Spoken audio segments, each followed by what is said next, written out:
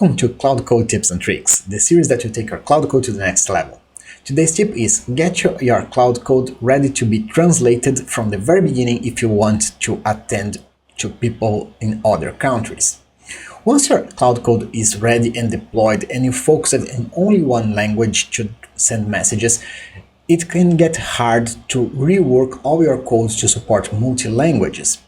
So if you start from the very beginning, preparing your code to accept translated strings in multiple languages, it will be much easier to handle over time. So if you're going to do an app that's probably going to be deployed around the world, you should focus on get your error messages and your system messages translated from the very beginning, or at least ready to be translated from the very beginning. So, if you found this video helpful, please click the like button and consider subscribing to the channel so you can help us grow. I also share this link with a friend and they can learn something too. If you already subscribed, thank you for that. And if you have any questions, suggestions, or any implementation you'd like to see, please leave it on the comment section down below. We always answer all the questions. I hope this content was useful to you and hope to see you back. See you soon. Bye bye.